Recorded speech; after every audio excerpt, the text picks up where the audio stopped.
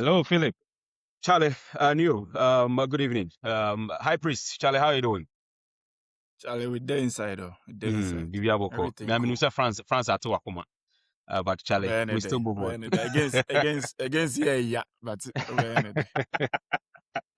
As you, for Vedantem, Charlie, you. Guys, today is Thursday, and let's take up the fire quickly as possible. Yeah, call Black Stars World Camp, and it is getting heated up. Earlier, we all thought that Carlos Queiroz has tendered in his resignation in terms of the posting or the tour in the socials. And Charlie, we woke up to the news that the man hasn't resigned yet. He's still with the Black Stars, and for that matter, and the contract in the that is the coming that's this month, I must say. That is where the contract will end. Already, I've monitored the sports minister, that is Edie Kofi Adams, who has also come out to say that Charlie, the man hasn't resigned. He still has a pending contract with the senior national team. And the fact that he's still speaking with them in terms of extending his contract, it means that the man is still interested in the job. As we speak, the man has confirmed that, that is Kofi Adams has confirmed that there's 2-year contract pending for the man to sign the dotted lines. And they are doing that together with the ministry. And going forward, he's the man who's going to take us to the AFCON. That is, if everything goes on as planned. High Priest, new. First of all, your initial comment with that is Carlos Queiroz, hearing the news that there's 2-year contract pending for him to sign. New, let me take your first, shot before I come to High Priest. All right, Philip. Welcome to all our viewers as well. Yeah. I was initially sad, maybe mad, to hear that Carlos Queiroz is going to continue as Black Stars coach. But yesterday, after what I saw Tuchel do with England, maybe I shouldn't be mad because he's supposed to be the master tactician, right? Okay. He's a German. He's supposed to be playing expansive football and all that with all the talent that he has at his disposal.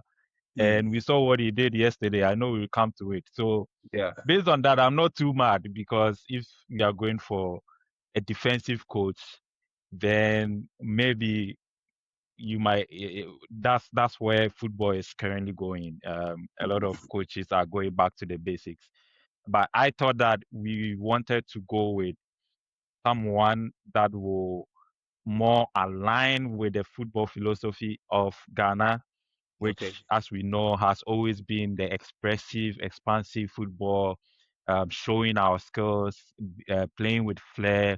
We used to be called the Brazil of Africa, right? And why was that? Because we throughout the age teams, under 17, under 20, under 23, and the Black Stars, whenever we step onto the field, you can see that we have the flair. We express ourselves. We are able to dribble. We show our talents, right? And we have been producing players with this kind of flair up until now.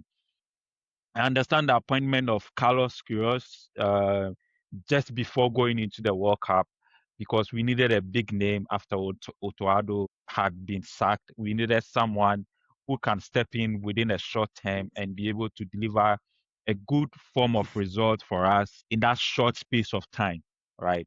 But if you want to look at the future or the long-term projects of the Black Stars, then I think that he is not a man, especially if if you are going by the FA's own message of trying to bring back the love, trying to go back to the basics, trying to play our grow football and then all that, then I don't think Carlos is the man. So I want to just analyze this in two fronts. There are positives to it. I'm not going to lie to you, and then there are some negatives, right? The negative is that he does not align with our way of playing football, our principles, our expansive play, and then all that. And he's not going to come cheap. Recently, the minister said that he's taking $80,000 a month instead of the 100,000. Right? The difference is 20K. That $20K is more than a lot of taxpayers' yearly salary. Right? So he coming to say he's taking 80 instead of 100 doesn't mean that you save Ghana some money or funds. Like he's not done anything. 80 is still Yeah. a lot of money. We are a poor nation, right? And this is taxpayers' money. So if you are selecting a coach, then the job or the criteria or the scope of work should be beyond the Black Stars, right?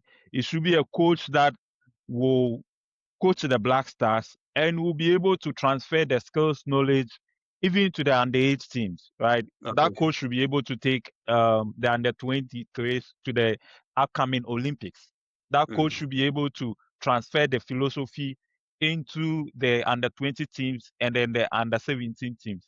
But Okay. with Carlos Queiroz and then how we are already handling 8 teams, it seems that there's going to be that disconnect because the Black Stars, which is our flagship team, right, is going to play some brand of football that will not be in sync with our under 20s, our under 17s, and all the 8 teams, or even how we play the league, right? We know that when teams appoint their coaches, they want it to align with all the football at all the levels, right? And that's why the Germans, for example, were angry when this guy Pep came to Bayern Munich because they felt that Bayern Munich is one of the feeders of the national teams. And Pep has a brand of football that was not aligned with the German national team. So up to now, they still blame him. That is one of the reasons why the Germans have lost their identity. They don't know whether they are supposed to play tiki-taka football or they are supposed to go gen pressing or they are supposed to play like The German German tactical way, machine the and German all that. machine way, right? Because they thought that the Bayern Munich hired a coach that was using a philosophy that was not aligned with them. So that is why I'm saying that is the negative. We are going to Okay. have a coach with a philosophy that is not aligned with the rest of our football in terms of the league, in terms of the under 8. The positive side is that he's a big name. Okay. He's a big name.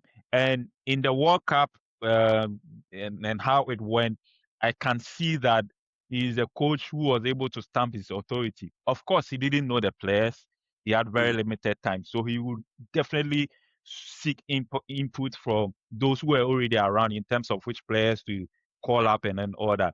But two main big decisions made me know that he's still the big man and he still has the majority of influence in terms of player selections. One is there was a last minute clamor for Dede Ayew to join the national team, and he was able to stamp his authority and decide that the guy is not playing, he's past his prime, so he's not going to take him. Because at some point in time, the minister was even talking, and those were all political talks trying to influence the day selection. He was So he was once actually Dede playing. He was actually playing at that time with not brother. So yes, exactly. Yeah, but that was a last minute something. How many Sure. minutes did he get in Yeah. there, right? So once he was not part of the final 26-man squad, I knew that the coach has stamped his authority in terms of that matter. There was also a last minute clamor for local players to be included. You know, people were clamoring for quota Yes. system, at 3 local players or something, right? In the end, it was only Benjamin Asare because he was already part of the team even before he came, right? So those look like the coach had waded off some of the influence that comes from the GFA when it comes to player selections, right? So that's the positive I'm seeing. On the field of play, I saw that yes, Ghana, we were able to go out of the get out of the group, and then we eventually lost to Colombia. But I think that the reason why we lost was purely based on ability. I didn't see any player who was not trying, who was not motivated, who was not trying to play for the coach, right?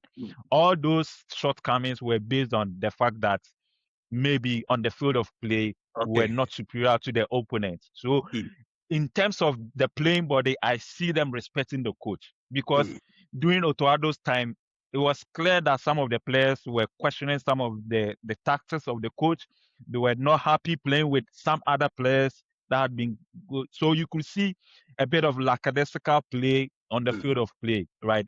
I didn't see that in the World Cup. So that's the positive side I can play. But on the whole, I think it doesn't add up to our long-term strategy. I think the FA are just going for what is convenient for them rather than going through a whole set committee again. And then we know that they are going to be scrutinized for whoever they bring in. They've decided that, okay, Carlos is already here. We can let him continue what he has started. But the bigger problem is that he's not aligned with us, and we are going to have possibly a one goal project kind of Black Star team, and then that whole issue with that coach, the coach who sent us to South Africa. We are going to have Djokovic? yes, Milovan. we are going, and Milovan. then Milovan, we are going to Okay. have a Milo 2.0 or even a Chris Hutton 2.0. That's what I'm expecting to have in terms of how we are going to play. But the So other I know you're positives wrapping are up for that me. yeah, the other positives are that the players are going to respect him, and likely, I hope that this appointment will not be a leverage of the FA over him in terms of trying to manipulate him, but he will still maintain his own influence over the team. So that's how I feel about this. I'm not excited about this High Carlos priest. continuing for. I don't know if you're also excited about the whole thing, because then it looks as if Derek is making us understand that since the man is not really aligned with us going forward, we're not going to play the style of football that we I mean, people know us to play, and for that matter, it's going to hamper our growth. He's only signed, or he's about to sign 2-year contract with us. It doesn't look good for the future, does it? In your estimation? I mean, the future looking good. The future, it is what it is. Future has never been bright. Okay. You remember when we were in Vodafone, they used to say the future is exciting. Ghana's soccer future is not exciting. So I have just accepted that is what it is. But again, I think Neo has covered like most of the things. So I hope to keep it brief. Like one is we are just not ready to restart our football. I think this is a clear indication we are not ready to have any like reset, any project to restart our football like some of our old players have been talking about. This clearly means we want to win now within the next 2 years. See the political angle of it. We are doing exactly what the MPP government did with Chris Hutton. This is Kofi Adams and the sports ministry wanting him. Like, ever since the whole World Cup thing, you've seen like the sports minister going, talking about tactics, praising him and all those things. So this is the government's person. They brought in their person. He did some small magic and they want to retain him. So yeah, so if it's more they or are less not like a ready knee-jerk approach. Yeah. They are not ready to do that. And I can understand why they are doing that, right? Because think about it politically. Football is connected to politics. People care about it. We have 2027, 2028, which are the two opportunities to win the trophy, which is going to coincide with the government that is sitting in power. So right now, their mindset is not to restart anything and you start a project 5 years, then that like Henson is talking about. They are not ready for that. They want to win 2027, 2028. So which coach brings the continuity? We are going to start the qualifiers in the next couple of months. They're trying to bring somebody that will help them to see if they can possibly win. But you know what I will tell you? Will you win? Okay. No, we will not win. What will happen is that we will get there. So it's going to be a vicious cycle. It is definitely going to be a vicious cycle. We'll get like he'll get us to quarterfinals, some semi-finals somewhere because his style of football doesn't win a trophy, right? So we are going to do well. Like will say we'll do well, but we'll never get across the line. And again, what are our alternatives? Right now, what are our alternatives? The other person that Ghanaians want that they can bring and get like the appeal of the Ghanaian public is Heavy Renard. That guy has been playing Tom and Jerry with us. We was in Saudi, we wanted him, and then he just moved around. We appointed Carlos Queiroz, then he was sacked, then he went to Tunisia. Now that he became available, apparently they tried to talk to him and he's chasing the Senegal job. So he's always going to cost us more than Carlos Queiroz is going to cost us, like 80,000. And then we don't have certainty. We don't even know when he's going to be ready. So like the sports ministry looks at it, it's like this guy has done a better job. The only person that we can bring in realistically within our budget or we can push a little bit. It's heavy right now, then he's not even sure that he's going to come. So this is like safe option. Try to win as quickly as possible. And then after 2028, whatever happens, the long-term project will come. But we have made a decision right now. We are not ready to start any reset project. We just want to try and see if we can make some magic within the next 2 years. And that's why they have appointed him. So, I mean, we just have to stick with it and just know that that's the direction the country has decided to go. Yeah, Neil, is it the usual stubbornness from that is the FA? I mean, going forward, because we've been here talking about project, and that is the modern trend of football. Everybody is really inclined to, I mean, project and all that. There's a period where, I mean, we need to reset, like you said, our juvenile football. Try to bring a certain coach who will understudy. I mean, that is from our under 20 through to under 23. Then we know that the next 2, 3, 4 years we will just graduate that coach to the senior national team, so that at least we know. We saw that with the German national team, where Joachim Löw was with, I think, Klinsmann. After some years, Joachim Löw was graduated to the senior national team. So it looks as if we are not committed to a certain project. Is that the case? Yeah, we are not. We are not committed to a project. And yes, what we need is a project, because the problem with our football is not just the Black Stars. It cuts across all the other teams, including our league, right? And sometimes when you bring a big man or a big name, someone with that technical acumen, right, is able to change philosophy of how a particular nation plays. And I give you the example of, again, Germany. As soon as Pep went there, almost all the Bundesliga teams started playing from the back. Previously, it was not so, right? Because that big name had come, and that is how he's playing with Bayern Munich. And every other coach decided that, hey, we can learn a thing or two from them. And then it's influenced the whole fiber of the football of how the German team play. The unfortunate thing is that once he left, they were caught in limbo. Do we still continue with tiki taka, or do we still play? Do we go back to how we used to play German machine?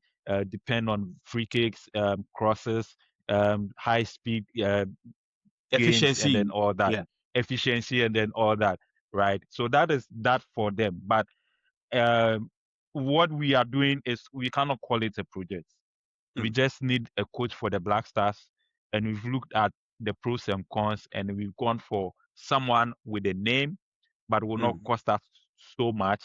And then we decided that Carlos is the man. So, as High Priest said, we are not ready for a project. And again, the political aspect of it is very clear. You don't want to start something that you cannot finish, maybe in your term of office, should you not continue. So based on that, they are like, let's go with something. You get the support as soon as Black Stars start playing again. If you are able to, the last time we didn't qualify for the AFCON, right? So right now, as soon as we qualify for AFCON, that's already a win in a lot of people's mind. Like, that's already an improvement from not qualifying to just qualifying. So that exactly. So now, and even if you get out of the group, there's going to be more justification. So you mean that why he's the man? The standard has fallen. Standard has fallen. Yeah, that is okay. True. Yes, the standard has really fallen, because now we are talking about trying to qualify, right? Now qualification is not guaranteed for us again. So we need to qualify first. And then now we need to think about getting out of the group. And now we need to think about getting out of the knockout games before we think of sniffing any cup that we have, right? So I think that's what we've done. It's unfortunate that I think the timing has not helped. The GFA hierarchy, they are still in place. So they were always going to play it safe. They were always going to play it according to their interests, and that's what they've done, right? And unfortunately, the ministry has also bought into it. And so they are now, if you look at how the minister talks, right, as compared to when he was immediately appointed, the tone has changed. Difference have been. It's clear that the tone has changed. and All right. the language is very similar to the FA people, right? Mm. So it looks like we are screwed as football Okay. lovers who wanted this change, right, to come. If you go All on right. social media, all the cat must go agenda is dying out, right?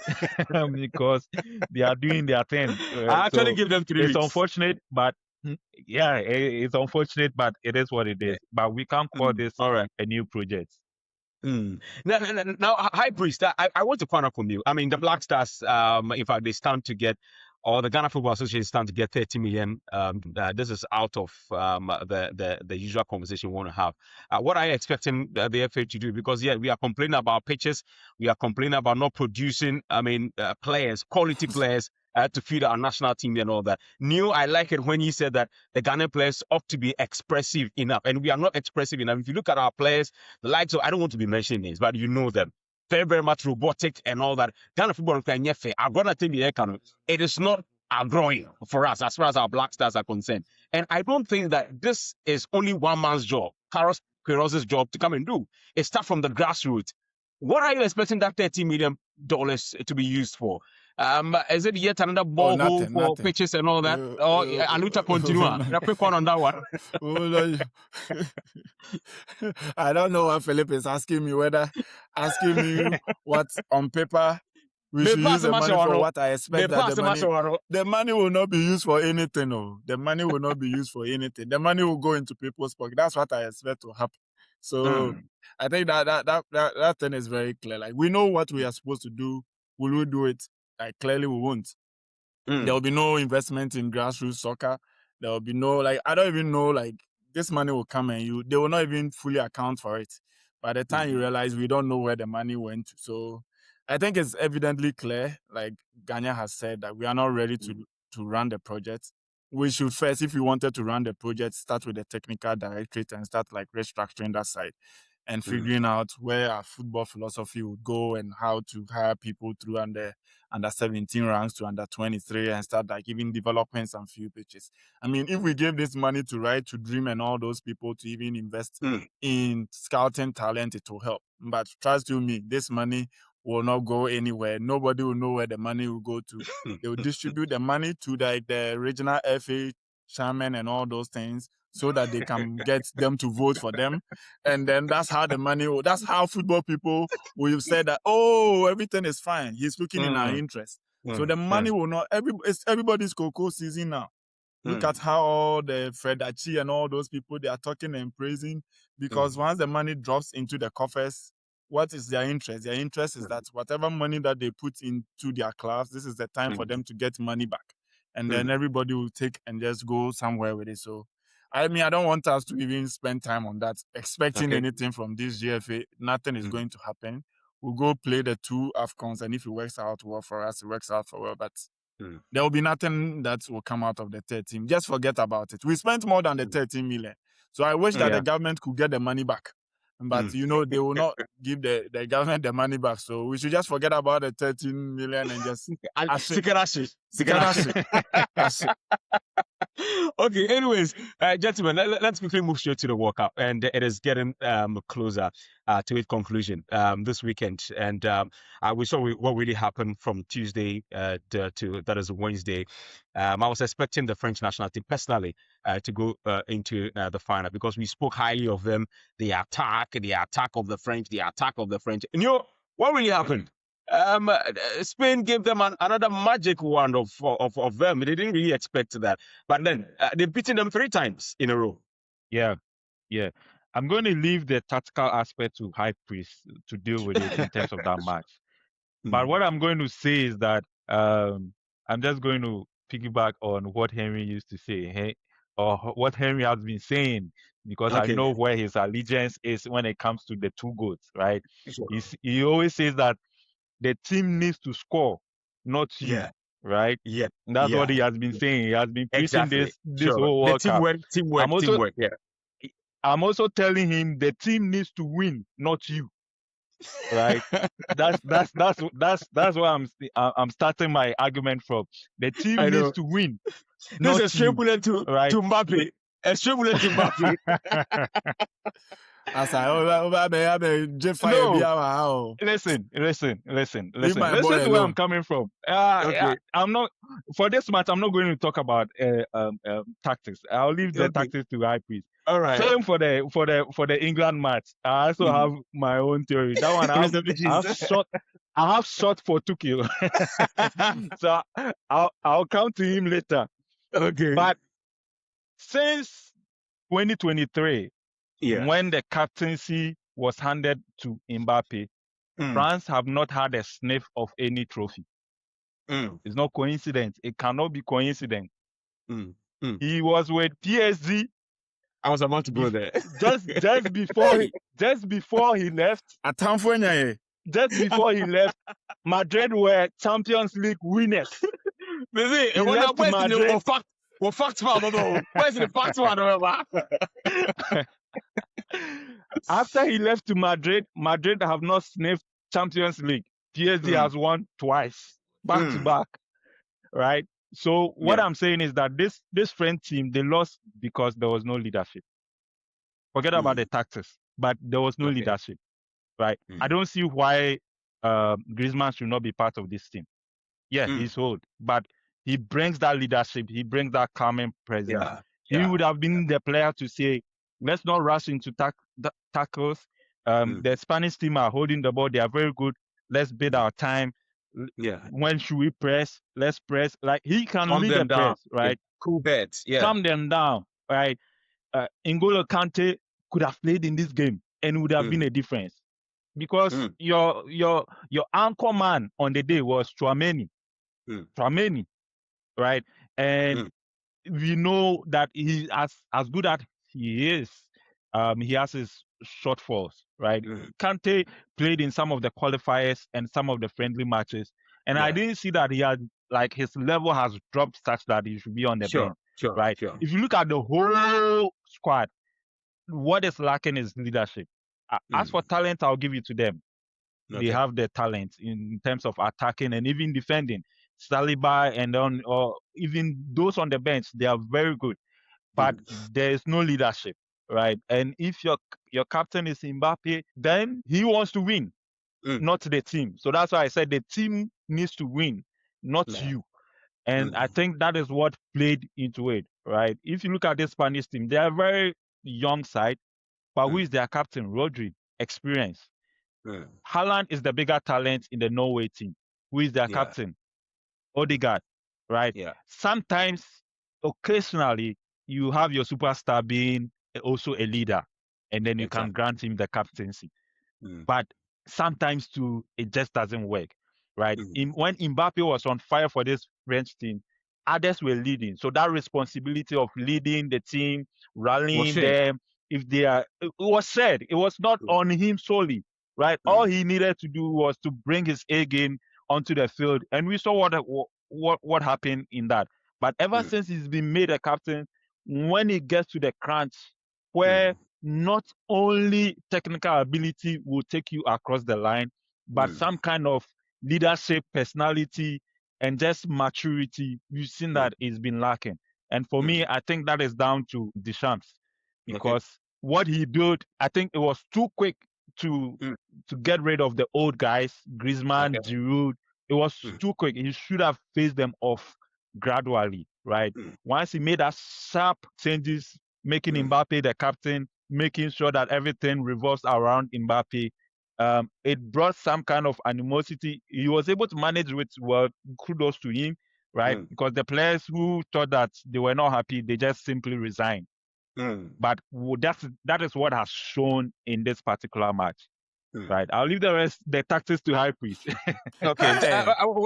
Before we move straight to High Priest, for me, honestly, I think that system everyone as simple as that. The Spanish were too hot for them. I think that, like you already said before, we're checking into the studio, we realized that, look, at the end of the day, the Spanish team, they wouldn't even give you the ball to even play. And for once, I really understood why De La Fuente called the Basque players and even the Barcelona players, because it is something that has been imbibed in them. They understand the culture of whatever they are doing. And that expressive football got them there? For me, yes. I mean, you can talk about the tactics and all that, of which I am also not ready to wade into that. But at the end of the day, we saw the difference in the system as against individual play. My high priest, I don't know what you also are thinking in that particular game. A quick one on that, then we move straight to yesterday's game. The England and Argentina game. Mbappe. I mean, Munja Mbappe. Like, I mean, anti Mbappe fans will not let us rest from. Every time any team loses, they say, hey, Mbappe was not a leader. Mbappe, easy targets. I think for me, like, whichever way, like, he did what he could. Like, this is just, everything is on Deschamps. Like, same formation, same style of play, twice you were beaten and you did the same thing. You definitely cannot keep doing the same thing. Like, exactly. Go and watch like the Euro semis, and then go and watch like the UEFA Nations League. Same thing, same setup, same 4-2-3-1. You cannot beat the Spanish press with this 2-man midfield. He just needed to change the setup and play like a 3-man midfield. Like, Olise was virtually out of the game. He didn't do anything. Like, and the Spanish midfield would control and would play triangles around you. So having those 2-man midfield to try to chase like the middle press, it will not work. And consistently, they know very well that they don't have that press resistor. I didn't see any press resistor in the French midfield. Not even so like, Yeah, so I was like, no, you definitely, like, when I saw like the setup, I was like, no way, like, this is not gonna work unless like Spain doesn't play a good game, and definitely they know how to control possession. So the press was like not coordinated. They will press like just because like somebody has a plan, they'll play around triangles around him and just like beat the press easily, and then they'll counter press. So I think he set himself up to fail, and then when he needed to even sub someone out, he brought in Shaiki, who still he's just like the same type of player. Maybe one or two occasions played Mbappe through, and then Cucurella like made that kind of like good interception and all those things. It was just like a poor setup, and he never changed. They've beaten you twice before. You knew exactly how they were going to beat you, and then you like literally played that thing into. So I think as for Mbappe, I mean, maybe one day he will win. I think this thing will be hanging around his neck. And it's like the whole Messi thing. It will hang around his neck up until he wins. And then people go like, oh, then he's now the GOAT. I was like, okay, like that's the same thing they said about... But he's won the World Cup before. So, I mean, we can had it before. That's the same thing they said about Messi when things were not working well, when he didn't have a good setup. And now when he gets a good coach, like Zidane comes in and decides to know, like, you know what? I'm not going to think out with the tactics. I'll just know my strengths, motivate the players to just go do their best within a good setup that I know. I think things will work very well. So, for Barcelona and adjacent Barcelona Arsenal fans who like that style of play, Pacho, Mbappe, Mbappe. All right, so Charlie, the man Tuchel report that we are picking this evening is that he's being backed by the English FA. And Raul Lucy, Charlie, people were bashing him. Even the English media were reading on him. I'm also a keto. I'm even surprised. Because the man has been winning since on my own Lucy game. It was only Ghana, I think, looking at his record, gave him that draw. Yeah. But aside that, he was winning. He was winning through and through. And just yesterday, he lost the game, and the English media were at him. Derek. The English were their own downfall. I mean, getting the lead as of the 80th, 85th minute, we are still in the game. Is it also down to mentality, just as the African teams? It's down to mentality. It's down to mentality. Yeah. Okay, tell me more. The English don't have mentality, but Tuchel is a fraud. Tuchel is a fraud. Oh, yeah, he's really? a fraud. Yeah, he's a fraud. He's a fraud. Why is he a fraud? No, listen. Watch how the English have been playing since he came, and then compare it to Southgate. I think I like the way they played under Southgate more than the way they play under Tuchel. Okay, really? The reason why the English have been putting up with him is that, as you said, he was winning, but the wins were not were not nice. Convincing. They were very ugly. Some of them were not convincing, but he was winning. But they have been very ugly wins, right? If you watch yesterday's match, they played typical like an English team. They didn't play like a German tactician coaching them. Look at the goal they scored. Hurricane gets the ball in the center, plays a long ball. That's English. Long ball from the center to the 18 yard or to the side of the 18 yard. It's English play, typical English play. Defender fails to clear, ball gets to Rogers. He's at one end of the pitch, makes a cross. English makes a cross. That's English play, and then they scored. Very direct. Yeah. Very direct. Like 3 touches from the English, and then there was a goal. That's typical in English play, right? So that's what they were. That's how they got a goal. One would expect that besides that, you see the tactical aspect that they said Southgate was lacking in the play of the English. But I didn't see that, right? The first half was very cagey because everybody was trying to rally their opponents, make them angry because of obviously the build up to the match, tensions were high, emotions were high, and then all that. But if you watch the game again, you realize that at least when the Argentines had the ball, you could see some pattern of play, some pattern of passes. Exactly. You could see the triangles. You could see players moving into space, creating spaces and all that. When the English got the ball, you didn't see any of that. It was very direct. Let's go and score. Hurricane is in the middle, trying and play a long ball down the flank and then hoping for a cross. That's how they were playing, right? Until they scored the goal. And as soon as they scored the goal, we were expecting that Tuchel will bring his master tactics to play. But the English just quelled. And then they kept on retreating. And it was unfortunate that the changes within regulation time were all defensive. Konsa, O'Reilly, Dan Ben, right? Rashford and then and the other guy came in after 98 minutes. At that point in time, the game was already there, right? So that's why I'm saying that Tuchel has been a fraud because ever since he came to England, right, he's been fighting with the creative players. This Bellingham that has been successful in this competition, he was fighting with him. At some point, people even thought that he was going to leave him out of the squad, right? In this era of corner kick set pieces, where is Trent? Why is Trent at home? He's the best set piece taker. He's the best corner kick taker. He strikes the ball very well. Yes, he has that technique to strike the ball. Exactly, I agree. Now that football has moved in this direction, you've left the best person to give you those deliveries at home.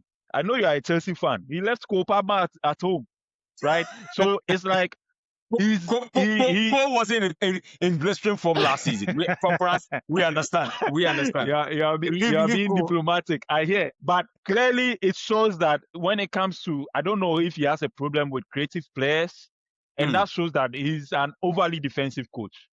And I don't think with that, just like Ghana, I don't think that's what the English want to play. And just because he was winning, that's why they put up with him. So yesterday was the time to redeem himself, show that he was different from Southgate. Because semifinals, England has already been there. Southgate was there in the semifinals in 2018, right? Yeah. So they wanted someone who would take them across the line. They thought that by being defensive disciplined, because that's why he's been fighting with Bellingham and Trent, because he thinks that defensively they are not disciplined. But you need them offensively too. So you need to be able to balance it. That's the tactician that we are expecting from him. But it looks like he's just ignoring the creative side. Like Madueke has gotten more minutes in this World Cup. All because Saka is so fit. We know Saka isn't fit. If Saka was to be fit, we know that he wasn't going to start anywhere ahead of him. Let truth be told, he's not going to start ahead of Saka. We know. Yeah, but there's a way you can change the dynamics of the team because there are other players who can give you better output. Yes, right? I understand. We haven't seen Rogers is there like yesterday, right? Yeah. But we had not seen it until yesterday, like until Madueke showed him his true colors before he dropped him yesterday.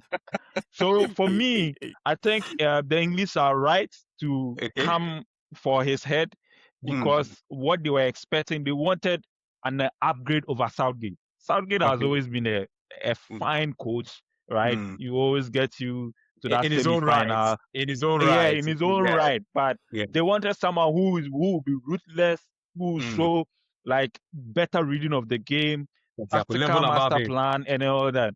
But if you look at the English in this tournament, truth be told, it's been all individual brilliance. It's either Harry Kane or Bellingham. Like in all the matches that they've won, right? Whenever they've met a team that has been tactically disciplined, like Ghana, we saw that they were found wanting in terms of breaking them or being creative, right? They were just lucky against Congo. So he's a fraud, and unless they have as Hype said, unless they have unless they have Kets, he should be sacked because I don't think he's going to take them to the promised land. It's just another semi-final.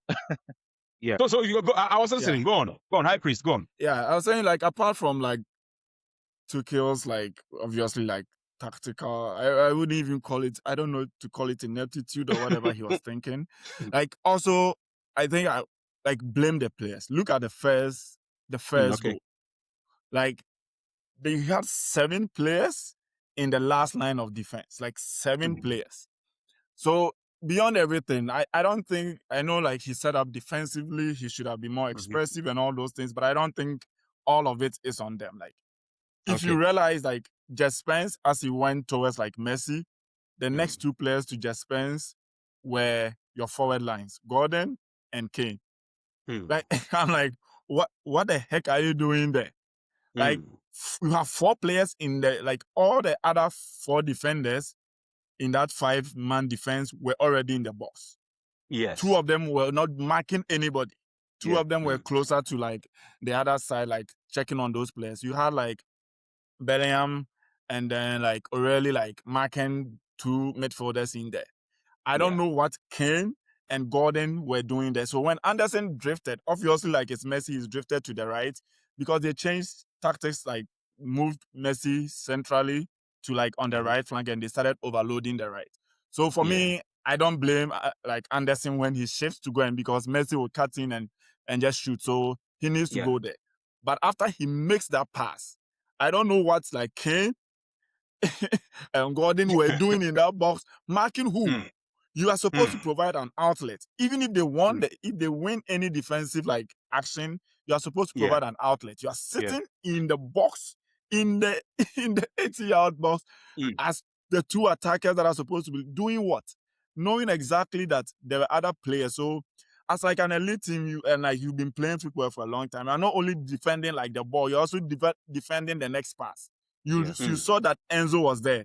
Your other guy is going to cover and help Jess Spence, and you are comfortably sitting in the box doing what? So you saw that like Bellingham tried to now come and defend him from shooting. Yeah. I think those basic things, whilst you can blame Tuchel for being defensive, these are like little things that you've been playing football at a very high level for a long time that you don't need to make such like schoolboy errors. And I say you cry, yes, sir. You cry, yes, sir. Like Lucas and cry, yes, sir. You see? So I think for me, it's like every time they get there and beyond the coach and all those things, there's like a time when the English players should say like, we will do whatever it takes to just get across the line. We have gone to this stage so many times and we are not going to rely on only the coach's setup and all those things. Learn how to cover players. You don't need anyone to motivate them. You don't need any. I don't think it was Tuchel that said that Kane and Gordon should now be in the 80-yard box defending there. No. Obviously, he set up with like a 5-4-1, 5-3-2. So I expect 3 lines of defense. You should be providing a creative outlet. If your 2 people supposed to be leading the attack are now in the box, even further behind than the midfielders that are protecting them, who told them to do that? It's a bubble of fun saying you free man. You free man now be because of your goats. I mean, like, this is It is not not any coming home. good situation. It is not coming home. This is just like very, very, very, very, very bad from the English team. I don't think there's going to be any time they get this opportunity again. I think they blew this opportunity. They could have held on and defended quite well. I don't think this is like Messi masterclass or anything that's all these Messi fans are trying to. This is just poor tactical execution from both the players and then the coach. And then once you are undone and you have like 6 defenders, who is going to score for you? Like, who was going to score for you? I think once they equalize, I was like, it's all over. It's all over. Well, we have just about 2 minutes to go. Let us give one minute to each for the final.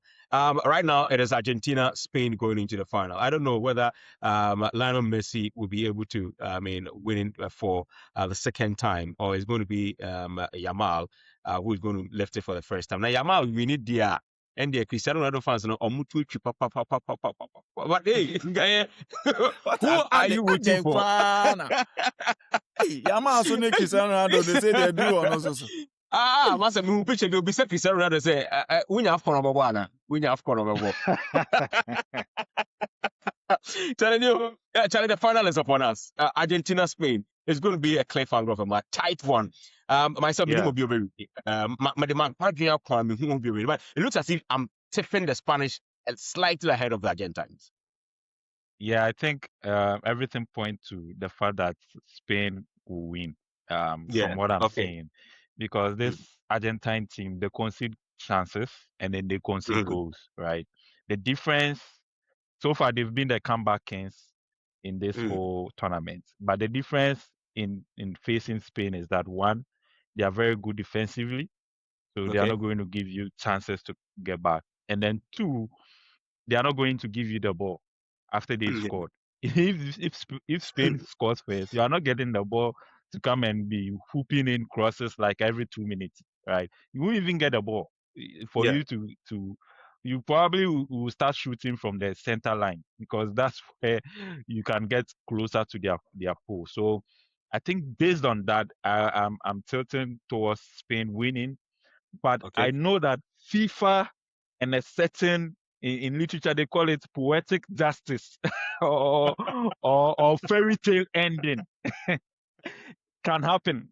I know that can happen. If that happens, we should expect that. We should expect that. That can happen. That can happen. If that happens, then I think that Messi will be able to win, and then put the GOAT debate to end. I think that the GOAT debate, just quickly, I think that the GOAT debate between him and then Ronaldo has already been settled. I think what is pending is between him and Maradona, but that one I think is too far. A couple of Maradona. Okay, so I'll be coming for a prediction. What do you like it, Tony? You're going to predict before we go. Okay, High Priest, how do you see the final? I mean, two expressive teams. They know what is at stake going into the final. I don't know. Who are you rooting to win? I mean, my heart. It's sad, especially as a Real Madrid fan.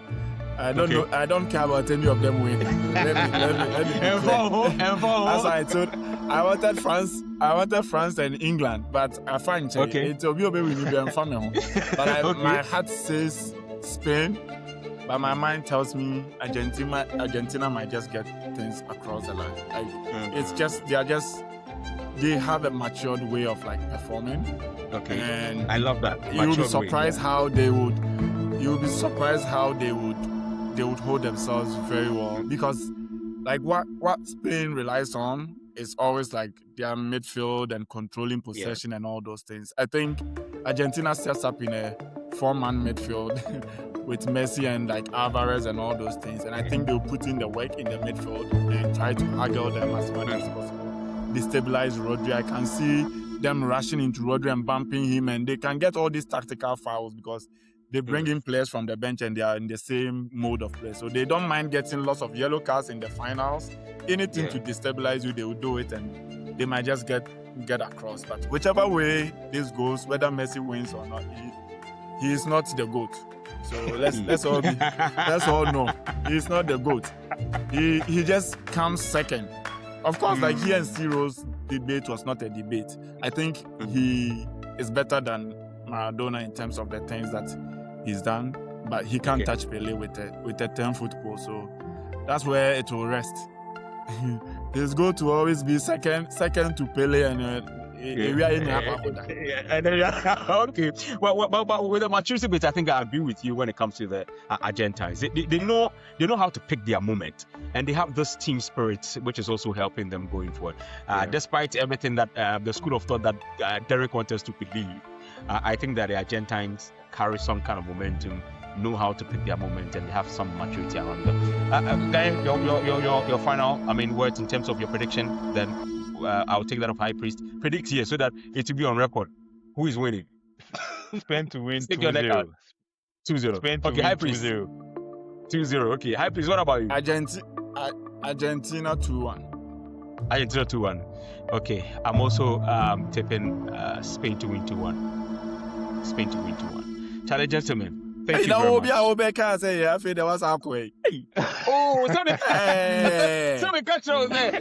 I'm I believe in them. Hey, we a politician, pa. Politician, pa. Wait, Ochen Kofi Adams. Kofi Adams say, "Oh, change the GFA. The sports ministry cannot interfere in the." Kofi Adams. Fire, yes, that's so fire goes. Second, Opeku must go on here. Kofi Adams must go. Come, you should choose one. Only a man reshuffle, and a man possible reshuffle, a man possible. The two now, man, and call the end. Yes, here two. Give it to no. Shall I, gentlemen? Thank you. Do you have some messages? Check it. When you have some messages, then we go. We don't have any messages, but I know that we have a lot of views. So just saying that the recording will be on YouTube. So watch, for those who missed it. Watch, like, share, and then subscribe to our channels both on YouTube and then Facebook, Sportok. Sure. All right. So thank you, gentlemen. We're out of here. Bye-bye. Bye. Bye.